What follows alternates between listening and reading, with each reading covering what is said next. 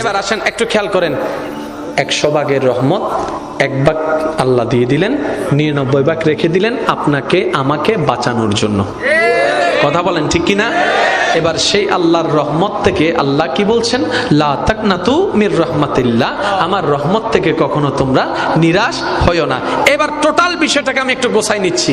কালকে কবরে যেতে হবে, বলেন না? পরশু হাসর উঠতে হবে, তারপরে আল্লাহর বিচারে কাঠগড়ায় দাঁড়াইতে হবে। কি নিয়ে যাচ্ছেন? কোনো কিছু নাই। কি দিবেন আল্লাহকে? দেওয়ার মতো কিছু নাই। কি আছে দেওয়ার মতো?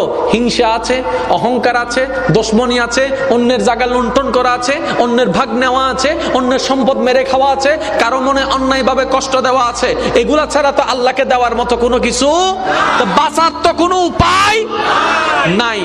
আল্লাহ যে আপনাকে কতটুকু ভালোবাসে ভাইয়েরা বোনেরা, আপনারা যদি বিশ্বাস করেন না, এটা যদি একবার বুঝতে পারেন যে আপনার রব আপনাকে কতটুকু ভালোবাসে, আপনার আর দুনিয়া ভালোবাসতে ইচ্ছা করবে না।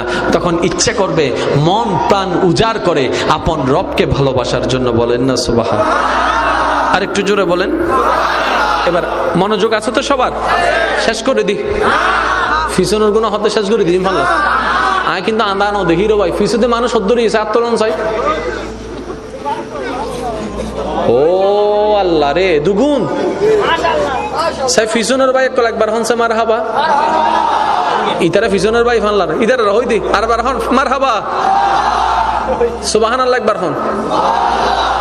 আওয়াজ উনি বুঝা যাচ্ছে মানুষ সময়ই না, মানুষ সময়ই সাই যদুন আল্লাহর বান্দানে বসুন বেগুন একবার চিল্লে হনসে মার হাবা। মাশাআল্লাহ, সিডেঙ্গা মানুষ তো, বিরিয়ানির আওয়াজ, বিরিয়ানি হেভি বিরিয়ানি। আচ্ছা একখানা খেয়াল করেন, কিরে এবারে সিপ থেকে লাগবো, এবারে টমেটো না। আচ্ছা এখন একটু খেয়াল করেন, আল্লাহর প্রেমিক বান্দাগণ মনের কান প্রস্তুত, মনের কান প্রস্তুত। এবার শুনেন একটা হাদিস শরীফ। কি হাদিস শরীফ? যারা জীবনকে সাজাতে চান, যারা জীবনকে গোছাতে চান, আপনাদের জন্য এই হাদিসটা। সবাই একটু খেয়াল করবেন। কি করলে জীবনে লাভ পাবেন, কি করলে জীবনে ক্ষতি পাবেন জানার দরকার, জানার দরকার।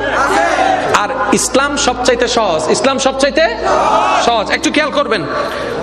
আপনারা জানেন মুসা নবী, আল্লাহ পাক এমন দান করেছেন, মুসা নবীকে আল্লাহ কথা বলার সুযোগ দান করেছেন। সুবহানাল্লাহ। তাই বলা হয় মুসা কালিমুল্লাহ। মুসা মুসা মুসা নবী আল্লাহর সাথে যখনই কথা বলতেন, তুর পাহাড়ে গিয়ে আল্লাহর সাথে কথা বলতেন।